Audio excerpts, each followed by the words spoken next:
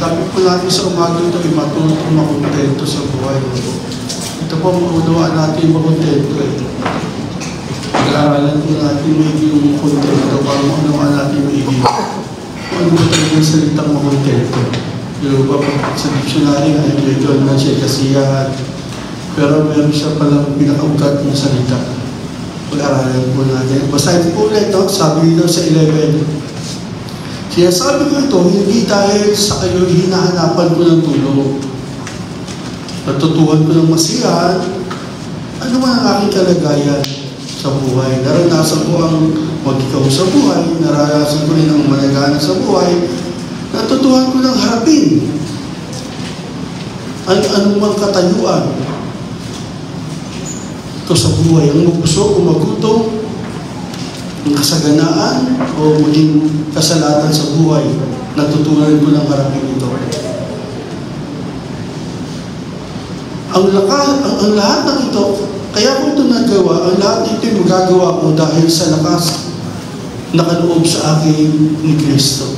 Hindi nyo ba noon, dahil sa lakas ni Kristo, na binibigay siya, natutuhan niya na, kasi alam niya, sa buhay sa mundo ito, sinabi ni Job, tatanggap ka ba sa Diyos ng kaginawaan lang at hindi ka natatanggap ng kahirapan?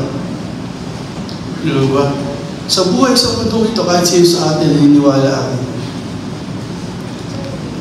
Hindi lagi mo ginawa buhay natin. Ibig sabihin, maaaring sa pera, hindi pera ang usapan dito. Ang usapan dito yung damdamin, attitude, mental and emotional response to the circumstances of life. Tingin po kasi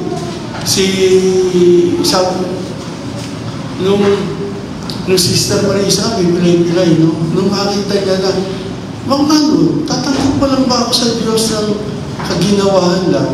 Pero hindi ako tatanggap ng kahirapan sa Diyos. Sabi ba, tandaan natin, yung kahirapan sa kaginawahan, wala tayong gano'ng matututunan dyan eh. Walang potential dyan. Walang development gano'n. Stagnant ka dyan eh. Yung develop, yung growth, wala doon kasi doon ka na eh. Pero pag may kahirapan, may mga challenge, may mga learning. Yung ba? Sabi ni Job, 36 verse 15, ang tao ay pinaghihirap ng Diyos upang bigyang aral at pinagdurusan ng Diyos ang tao para mabuksan yung pananaw niya sa buhay. Tapos sabi ni Job, hindi ko pa yung pinahihirapan dahil para sa anong buhay, kundi pabutihin ko ang buhay. Hindi po yung ma-develop pa. Ibig sabihin, hindi na yung stagnant yung kontento na ano. Pero hindi yung development. Kaya si Pablo, nakakulong siya eh. Isinuwento yung Pablo na mabuo sa kulungan na hindi komportable habang hinihintay yung pag-atol sa kanya. Pero kahit nasa kulungan siya, yung tungkulin niya sa iglesia, hindi niya napapabayaan. Habang hinihintay yung pag-atol sa kanya, yung tungkulin niya sa iglesia, wala siyang ginawa sa loob ng kulungan, kundi magsulat, hindi komportable yung lugar, sa dump area. Diba? Hindi maganda ang kulungan, hindi klase ang kulungan nun. Minsan, mabigat pa nga, meron pa dito sa parang kadena, diba? Kamay. Tapos, sabi nga doon, may, yung sa kadena ko, may isang gwardiya. Nung tinligan nung di talagang ang Roma, ano sila, malupit sila eh. Sa days na sila sa walang kasalanan to. Pero kahit sa ganung kalagayan, hindi siya nagkulang ng kanyang tungkulin. Sinulatan niya mga iglesia. Naalala niya ang sitwasyon, kalagayan ng iglesia dahil alam niya na ang buhay sa mundo ito ay sabi ng kanta, yung mga kanta natin, lahat ang kopel na may laban tayo sa mundo ito, di ba? Kasama natin ng Panginoon, may laban tayo sa mundo ito. Meron tayong pakikibaka sa buhay na ito. At iniisip niya na makagawa pa rin siya ng tulong sa Pilipos at maging sa atin. Tahimik, big. Dito ko gusto ipaliwanag itong contentment. Tahimik na walang inaasahan sa panlabas na pagmumulan kundi sa panloob na pagmumula ng kanyang kalakasan. Ito ang kanyang relasyon kay Kristo. Tandaan po natin, ang pinasok natin relasyon sa Diyos. At yung karelasyon natin, hindi tayo iniiwan. He lives. The power that raised up from the grave lives in me, lives in me. Yung karelasyon natin, ang perfectong karelasyon natin, may forever. Sa Diyos may forever, hanggang langit. Yung relasyon natin ay nakatira sa atin, kasama natin. Ang asawa mo, minsan aalis yan, hindi mo kasama. Ang anak mo, minsan may relasyon ka, may asawa ka, relasyon nyo, mag-asawa, pero hindi mo lagi kasama yan. Di ba? Anak mo, may relasyon ka, pero hindi lagi mo kasama yan. Pero si Jesus, tinanggap natin, hindi yun, kundi tumanggap tayo ng Diyos na makikipagrelasyon tayo sa Kanya. Di ba yung mag-asawa kahapon, no? Tinatanggap mo ba, may kasal kahapon eh. Tinatanggap mo ba si babae? Diba? Tinatanggap mo ba si lalaki bilang asawa? Diba? May pagtanggap. Di ba? Sa babae, may pagtanggap sa lalaki. Pero ang pinakamahalagang natanggap natin sa buhay na ito, walang iba kundi ang Panginoong Diyos. He lives in us. Yun yung contentment. Sabi, hindi ako humingi ng tulong sa inyo, sabi niya. Hindi ako, kaya ako sinusulatan niya, hindi dahil nahihingi ng tulong sa inyo. Sabi ni Pablo. Natutuwa mo ng masiyahan. Ano mo na kalagay? Kasi alam ni Pablo, sa mundo ito, hindi po ginawa, kundi may kahirapan. Di ba? Kaya ano, alam ko, Sister Marisa, para ended siya, amen. Puri ng puri sa Diyos. Kasi bakit? Habang pag mahirap ang nararamdaman ko, lalo ako nagpupuri sa Diyos. Lalo ako nagpapasalamat sa Diyos. Kasi pag masarap ang pakiramdam mo, maginawa buhay mo, masyado kang matipid magpasalamat sa Diyos. Masyado kang matipid magpuri sa Diyos. Masyado kang matipid, tinitipid mo ang Diyos sa pagsamba. Pero pag ikaw ay may kahirapan sa buhay, diyan mo makikita ang sarili mo, todo-todo ka magpasalamat sa Diyos, todo-todo ka magpuri sa Diyos, todo-todo ka sumamba sa Diyos. Kaya bakit? Meron kang kapigatang naranasan, di ba? Doon nga sabi ni Jesper, doon dumadating yung intimate, di ba? Relationship with God. Kailan yung intimacy with God? Yung close na close kayo, malapit na palapit kayo ng Diyos. Doon sa panahon ng kahirapan, marami kang problema. Di ba? Meron kang tao na hindi mo gusto. Meron may ginagawa sa hindi maganda. Meron kang problema. Doon ka dikit sa Diyos, di ba? Panginoon. Hindi mo gusto ito. Mahal ako yung nagkamali. Pero hindi mo gusto ito. Tulungan. Humihingi ka ng habag. Awa sa Diyos. Talagang ano, di ba? Saan mo naranasan yun? Pag hindi maginhawa ang pinagdaraanan natin sa buhay. Pag hindi ka kontento. Sabi Jeff Jeffries, contentment can be understood by examining its etymological root. Mauunawaan natin kung susuriin natin ang pinag-ugatan at pinagmulan ng salitang contentment. Kasi nasasabi lang natin, kontento tayo, di ba?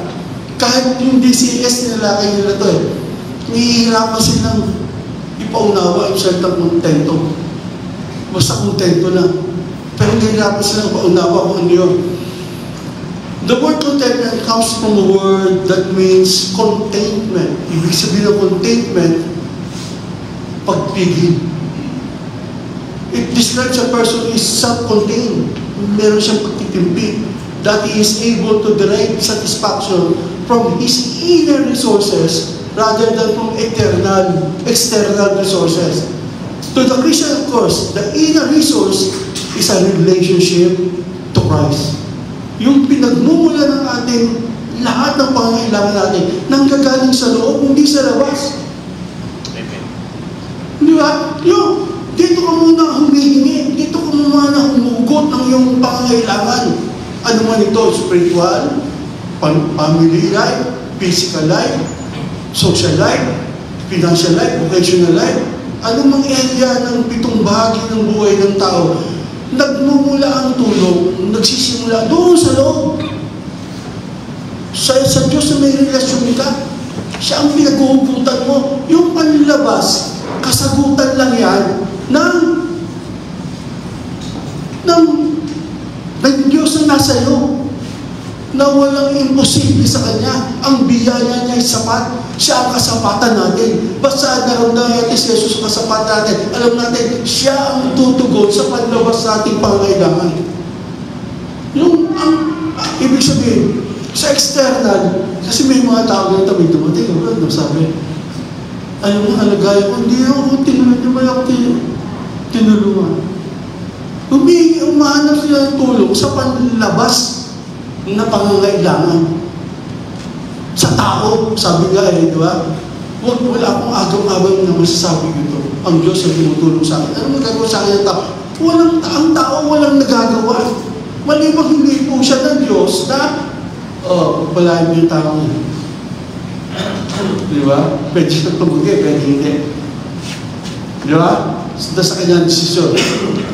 Tapos, siyempre, mautak yan. Diyos nga ba ang nagsasabi sa akin? Oo, ulang.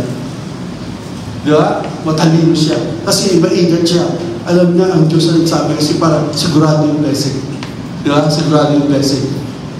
Kasi, ang pinakamahalaga sa atin, una sa lahat, ang relasyon natin sa Diyos. Siya ang sinasabihan natin ng lahat nating pangangailangan.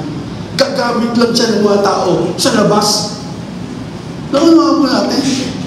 Kasi minsan ng tao, nakatingin ka agad, may bagong, ikaw, doon ka agad nakatingin. Di ba? Nakuha natin. Ano naman? Ito yung contentment kasi.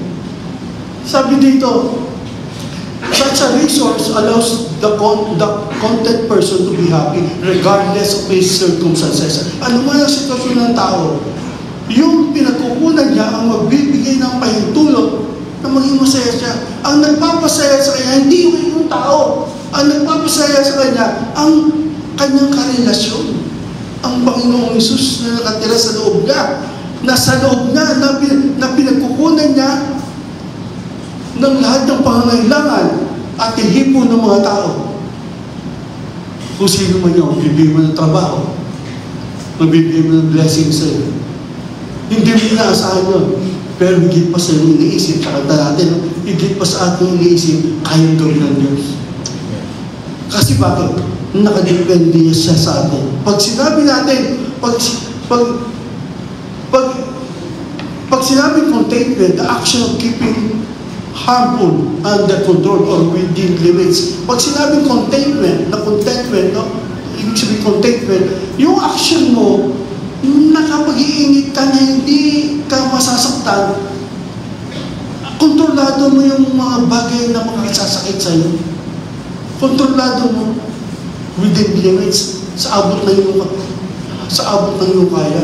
Kasi may kontento ka, hindi kaya kang saktan ng kahirapan, ng kakulangan. Hindi, kontrolado mo siya. Kasi bakit? May contentment ka. May contentment ka. Kasi ang contentment mo, ang kakontento mo si Jesus. Si Jesus ay sapat na sa akin. Ang tinanggap ko, Panginoon. Ang tinanggap ko, tagapagligtas. Ililigtas niya ako sa problema ko ito. Siya ang magliligtas. Gagamitin niya lang ang tao. Sa kanya tayo umuhugot. Kaya kontento. Kaya si Pablo, kontento siya. Di ba? Kontento siya. Kahit si Job, kontento siya. Kaginawahan lang ba? Sabi niya sa asawa niya, tatanggap ka ba sa Diyos na ginawa lang? Pagkahirapan, hindi ka natatanggap. Kaya ang mga taong umaasa sa relasyon niya kay Jesus, meron siyang malapit, intimate, close sila ni Jesus, may relasyon sila. Doon siya umuhugot na anuman ang kanyang sitwasyon pagdaanan sa buhay, hindi siya malulungkot, magagalaw pa rin siya palagi.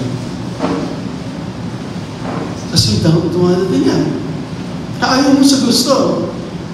May experience ng mga hindi maginhawa, mahirap na sitwasyon sa buhay. Kasi bakit? Nasa mundo tayo eh. At saka nagiging daan mo para maging, yun ba? Yung sabi niya, so intimate ka sa Diyos. Nagiging daan mo para maging victorious ka. Tapos isa nagkikita nyo para maging sanctified ka. Di ba? Yung hindi pa ginawa, pagsubok yun eh. Nagiging pagkakataon yun para mamuhay tayo may kabanalan. Mamuhay tayo may tagumpay at mamuhay tayo na may malapit na relasyon sa Diyos. Kaya dumadating yun. I-expect mo yun. Kasi para ma-develop ang buhay natin.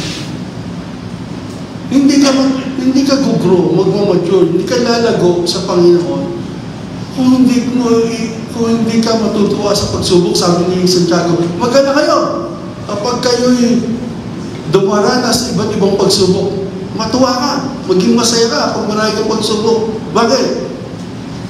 Yung pasensya mo lalago. Mabubuo ka, mawawala ang kulang sa'yo, magiging ganap ka. Yun ang pinagkukunan natin. Kaya darating yun. Kasi bakit? Hindi pa tayo perfect. We are not perfect, but comes into perfection. Bago tayo sukunin ng Diyos, punta sa langit, yung mga kahinaan yun, gusto niya mapiga yun, mawala sa ating buhay. At wala tayo pwedeng pagkunan ng tulong, kundi si Jesus na nasa atin. Si Jesus mo ba nasa iyo? Kung si Jesus ay nasa atin, si Jesus na ang kasapatan ng buhay natin. Siya na ang kasiyahan ng buhay natin. Siya na ang kaligayahan ng buhay natin. Kasi bakit? Sabi ni Jesus, pag ako'y nasa iyo, ang lahat ng bagay, nasa iyo na rin. According to our needs. Kaya, nakita po natin na natututo tayong magtimbi dahil ang resource natin ay yung relasyon natin sa Panginoon. Siyempre, si Jesus ang pinagkukunan natin.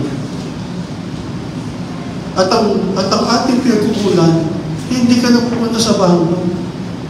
Di ba? Hindi ka na pupunta sa ATM. Nasa iyo na siya. Nasa iyo na yung pagkukunan mo, yung pagkukutan mo.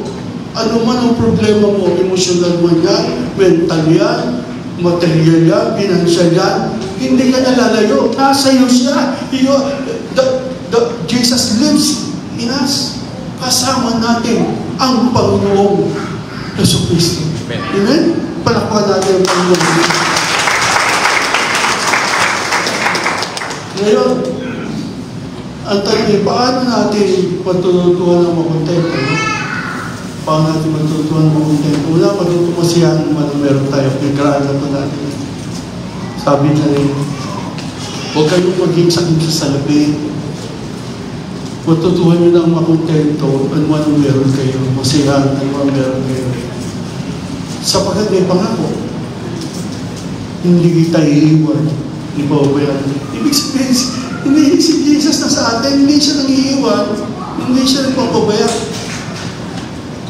Hindi tayo nangiiwan, hindi tayo pinababayaan naman. Kaya sabi niya, walang agam-agam. Ibig sabihin, nakapagtatagumpay kagad natin yung kabalisahan. Nakapagtatagumpay natin kagad yung pangamba. Napagtatagumpay kagad natin yung hindi magandang kaisipan. Kasi bakit? Ang bilis eh. Kasi nasa atin siya eh. Yung tutulong sa atin. Ako ang Diyos na tumutulong sa inyo. Sabi niya. Yung tutulong sa atin. Kasama na natin. Amen? Eh, talating tayo dyan. Saan lang, ang maganda, ang bilis mag-withdraw. Di ba? Ang bilis mawala yung problema. Hindi kumatagal ang problema. Kasi bakit? Yung sasagot at pinagmumula namin ng katugunan sa problema na nakatira sa atin. Nakatira sa atin, di ba? He lives in us. Kaya, matuto tayo siya, meron tayo, huwag tayong mahulog sa kasaliman. Diba? Nakita natin, yan ugat eh. Wala pa ang mundo. Ang kasakiman, meron eh. Sa langit eh, diba? Si Satanas. Tapos nung tinapon niya sa mundo, tinanap niya si Eva. Sabi ng Diyos kay Eva, latay niyo! Huwag lang yun yung isang yan. Hindi yan. Ang Diablo, binulungan sa isip. Kasi ang covetousness, ang kasakiman, ito ay origin of sin. Nagsimula ito. Dito nagsimula ang kasalanan. Ang lahat ng kasalanan, ang pinakaugat niyan, kasakiman. Idolatry. Idolatry. Ngayon, yung covetousness, sabi ng idolatry, na doon lahat ng huli ng tao eh. Sabi, kung ginalaw, hindi, para maging Diyos ka rin. Sabi kay Eva, ginalaw. At marami nangyari, duktong-duktong, yun na ang nangyari. Kahit yung tithes natin, bonus, no? May bonus tayo na, di ba? May mga bonus. May mga 13 months. Yung tithes, yung 90% sa inyo, 10%, pag kinuha niya, kubetis na siya.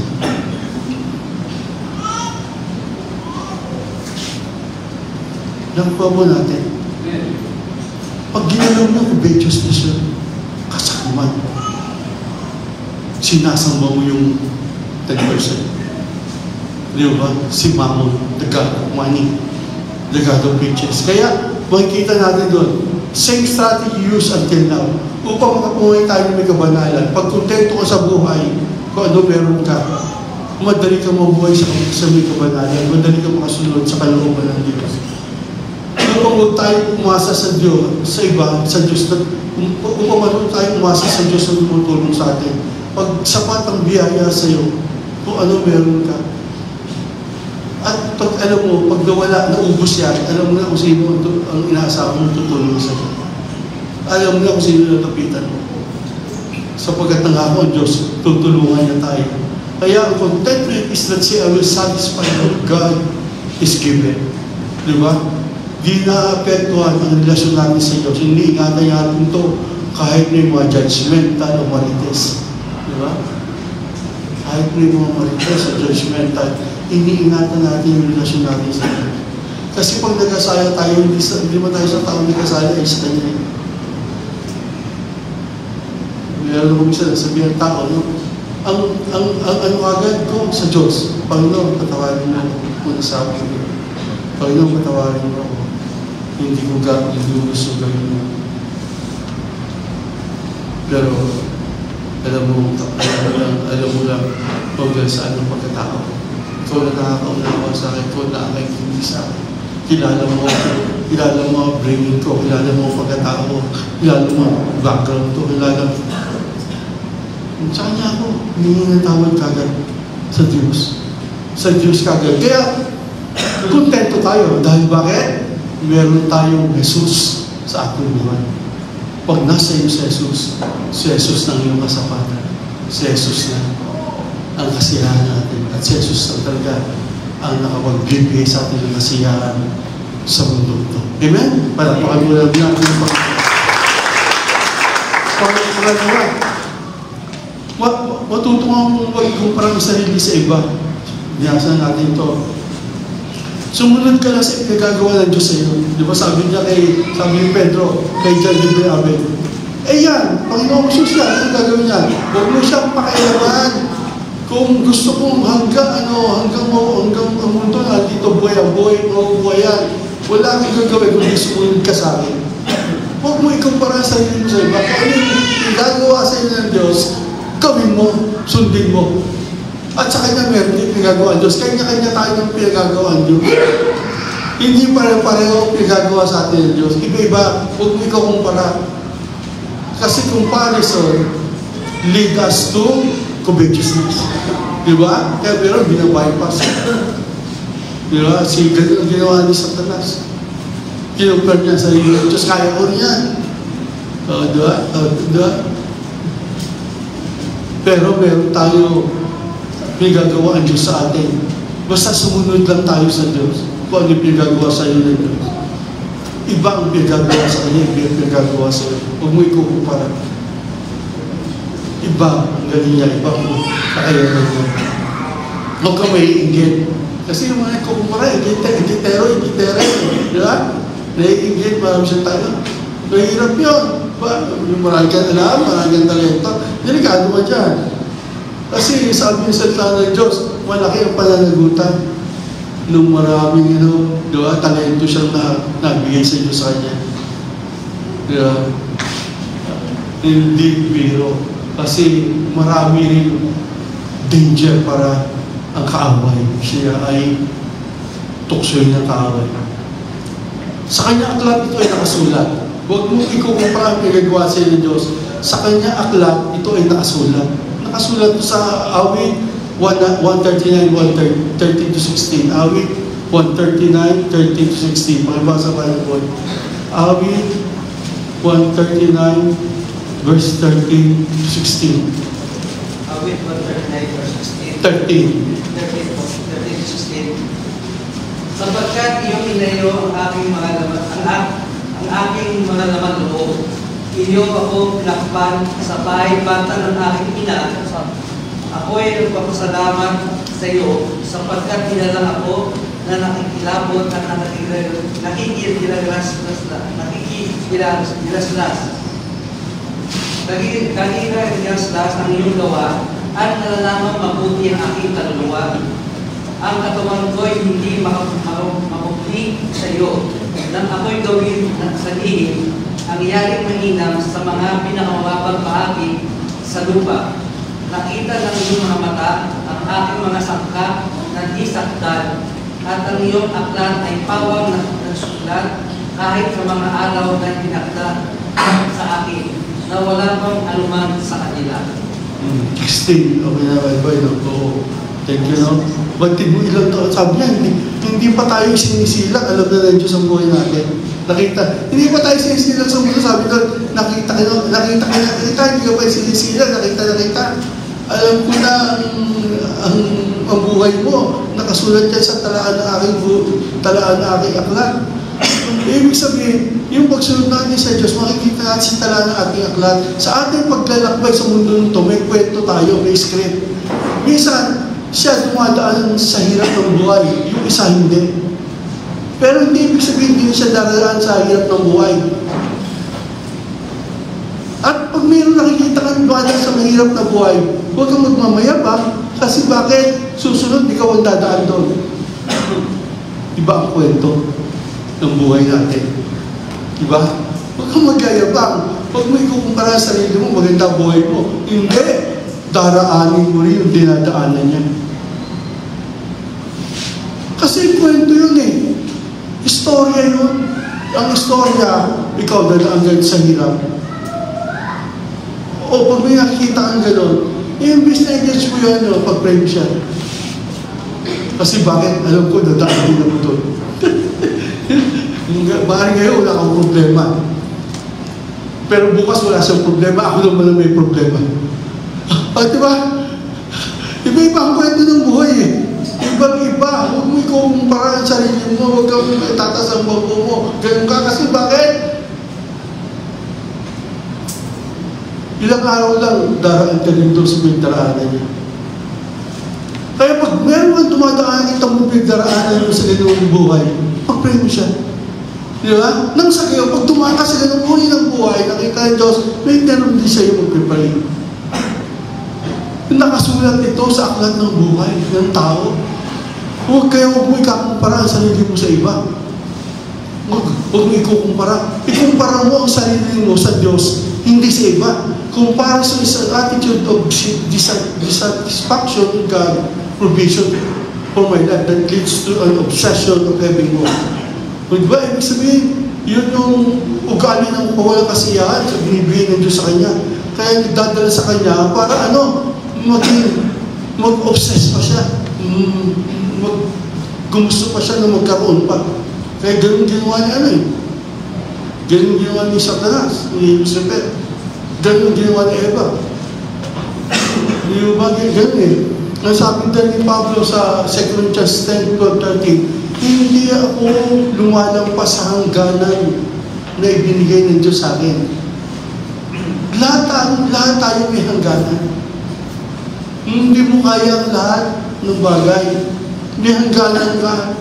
Yung hangganan mo, yung hindi mo kaya, merong tao na angkop doon para bumuo gumawa hindi mo kaya.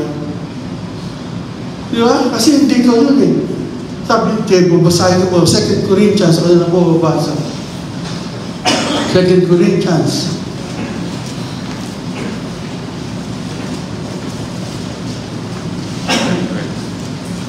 chapter 10, verse 12 to 13. Ito ang pagkakasabi natin.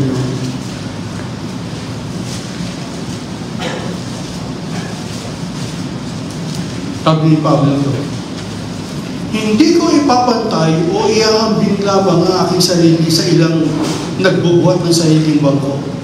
Napakangal nila. Sila ang naglalagay ng sukatan at parisan ng kanilang sarili. Ngunit ako hindi lalampas sa hangganang ibinigay sa akin ng Diyos. Ang gawain inilaan niya sa amin, kasama ng pangalan namin sa inyo. Hindi ako lumalampas sapagkat kayo nasa sa hangganang iyan na unang pumarihan, taglay yung mabuting balita tungkol kay Kristo. Tapos hindi ako lalampas sa hangganang ibinigay sa akin ng Diyos. Merong ibinigay sa atin ng Diyos para gawin natin. Pero may hangganan yun. May hangganan yun. May hangganan yung kakayang yun na ibinigay sa atin ng Diyos. Sabi niya, hindi ako lalampas doon. Kaya sabi niya, hindi ako nagbubuhat ng sarili kong bangko. No? Tataas ko ang aking sarili. Kasi bakit? Ang tao may hangganan ng kakayahan. Kailangan niya pa rin ng tulong ng iba. Di ba? Kailangan niya pa rin ang kapwa niya. Hindi niya pwede i-isolate ang sarili niya sa ibang tao. Kaya kailangan niya na alam niya kung hanggang saan lang ang hanggang niya. Ikukumpara niya ang sarili niya sa Diyos sa iba. Ano ba ibinigay sa akin ng Diyos? Hanggang saan ba ang ibinigay sa akin ng Diyos sa paglilingkod? Kaya ako alam ko, limitasyon ko eh. Ang lagi siya sabi niya, alam ko strength ko, alam ko weakness ko. Kaya alam ko si Pastor tayo, si Pastor siya, ang ibang kakayahan niya. Grabe yung leadership niya. Alam yan, yung authority niya, yun. Hindi yan niya. Ulang yan niya, hindi yan ng authority niya. Eh, ganun eh. Eh, ganun, binigyan Diyos eh. Di ba? Eh, ganun tao eh. Binigyan Diyos, ganun eh. Nakatayo na niya. Iba na yan, di ba? Eh, ganun. Alam niyo yan eh. Hindi ka lalampapas eh. Sa hangganang inilaan ng Diyos para ipagawa sa atin. Pag alam natin yung hangganan, magagawa natin, tungkulin natin ng may kaayusan. Pangatlo, no? Matutuunahin ang Diyos sa ating buhay. Para tayo matutong makontento sa buhay, masaya ka kung meron ka. Diba? Hindi ibig sabihin, kasi walang bahala ka na. Hindi, maraming plano ang Diyos na buhay ka sa'yo. Huwag mong nagkakampara sa sarili mo sa iba. Iba ka, iba sila. Pangatlo, matutong mong unahin ng Diyos. Unahin natin palagi ang Diyos sa buhay natin. Itong katwiran ng Diyos para pagpalain tayo, sabi doon, una mo hanapin ang Diyos at ang kanyang katwiran. Katwiran niya ito Huwag kang mga katwiran. Pag-isip mo sa umaga, ang katwiran ng Diyos, huwag kang mga katwiran. Ako ang unahin mo hanapin. At ang lahat ng bagay sa araw na ito, ikaragdag ko sa iyo. Diba? Sanggunian mo ako sa lahat ng gagawin mo. Huwag kang magmamarunong. Kwento mo sa akin, mga gagawin mo. Sanggunian mo sa akin. Bibigyan kita ng katalima at gagawin kita. And lead your paths. Sasamahan kita. Di ba? Eh hindi naman malayo yung hihinga natin ang tulong eh. Yung lalapitan natin, hindi malayo. Nasa atin eh. He lives in me. Yung makapangyarihan sa lahat, nakatira sa atin. Nakatira sa atin. Siya yung Savior natin. Kaya nga yung ABC, yung evangelism eh, di ba? Accept, you need a Savior. Kailangan tanggap mo na kailangan mo tagapagligtas. Hindi mo kaya iligtas ang sarili mo sa kailangan.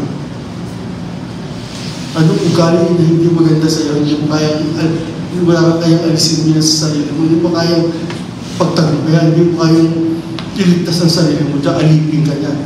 Kailangan mo si Jesus. Believe in the Lord Jesus Christ. Di ba? Maniwala kay Jesus. That He raised up from the dead, no? Buhay siya.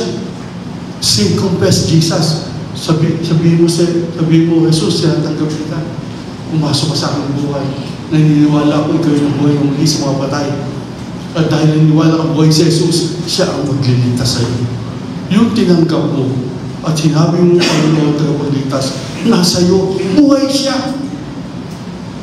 Di ba? Nabubuhay siya sa atin. Ngayon, dahil kasama natin siya, hindi na tayo iyon, uunahin natin siya.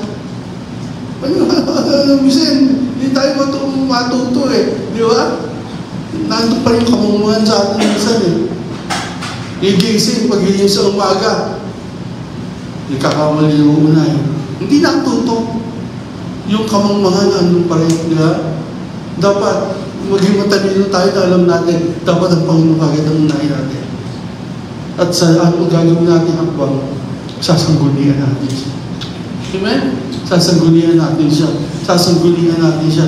Ito ay pagpapakita ng ng pagpapakumbaba sa Diyos. Pag inuna mo sa Diyos, ibig sabihin, nagpapakita ka na, nagpapakababa ako sa iyo, Panginoon. Hindi ko kayang mabuhay sa araw na ito. Sa sarili kong kalakasan. Bigyan mo ako ng karunungan, kailangan sa kalunungan, harapin ang araw na ito. Tulungan mo ako. Umaasa lang ako sa iyo. Nabubuhay na ako dahil sa iyo. Nagiging masaya lang ang buhay ko dahil sa iyo. Nagiging payapa ang buhay ko dahil sa iyo. Hindi ko kaya ibigay ito sa sarili ko at walang taong kapag-ibigay ito sa akin kundi ikaw lamang. Pag inuna natin ang Panginoon sa araw-araw natin buhay, ito ay pagpapakita ng pagpapakababa natin sa Kanya. At ang sabi ng Panginoon, ang sino man nagpapakababa, itataas na. At ang sino man nagpapakataas, kaya pag gising na hindi mo na ang Panginoon, kaya mayabang ka. Nagmamataas ka na. At nakakaranas ka sa isang buong araw na hindi magagandang karanasan sa buhay. Kaya makikita mo, bakit ko ba naranasan to? Huwag mo nang huwag ka na mag-trust, turo mo sa sarili mo. Diba? Siguro, nagkamali ako. Ano ko tawarin mo, nagkamali ako. Hindi kita inuna kayo ng umaga. Hindi ako humingi ng tulong sa iyo. Diba? Pag inuna mo ang Diyos, ito ay pagpapakita ng pagpapakumbaba sa Kanya.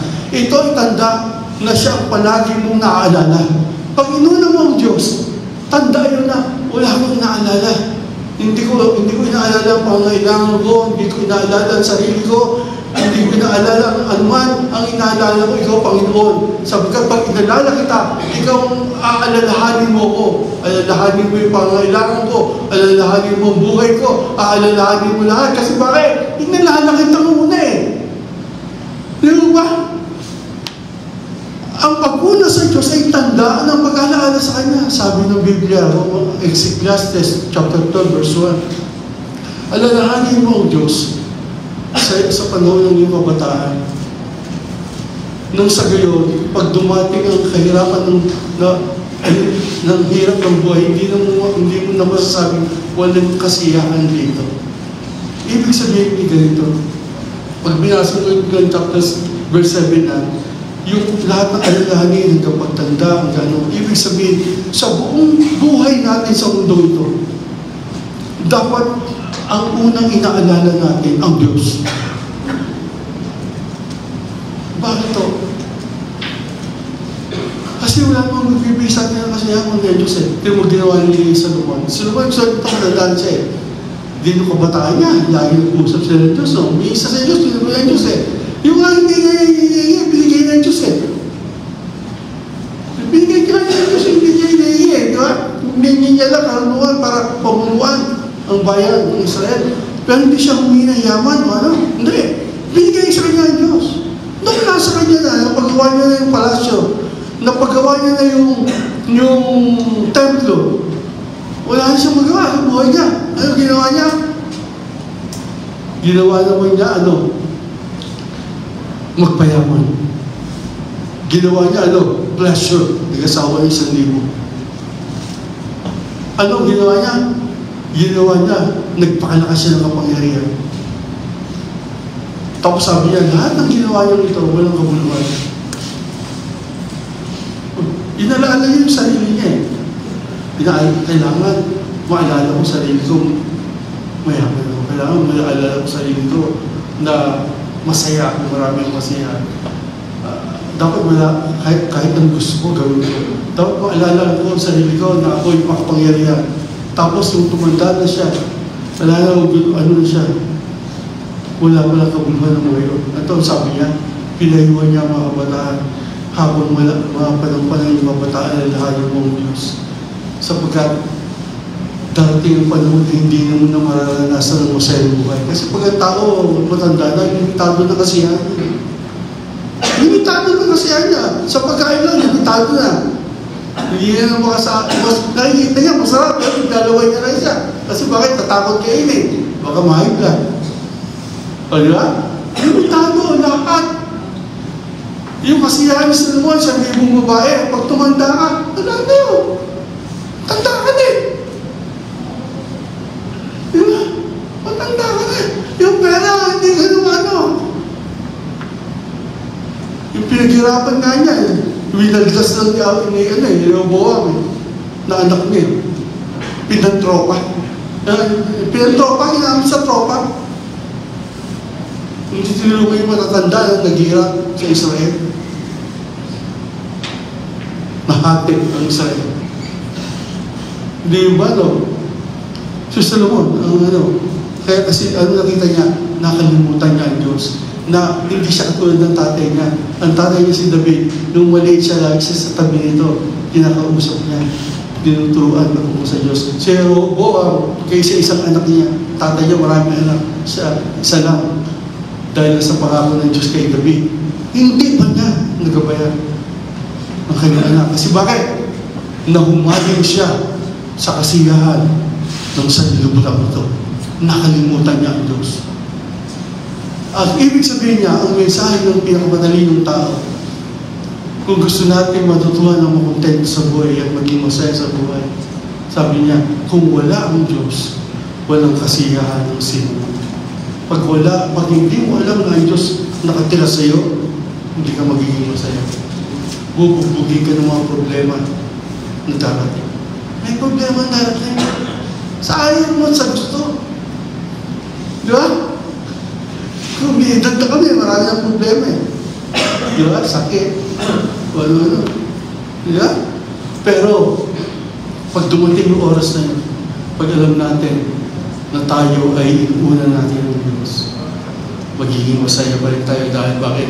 Alam natin, may kabuluhan kung paano natin ginamit ang ating buhay sa mundo ito.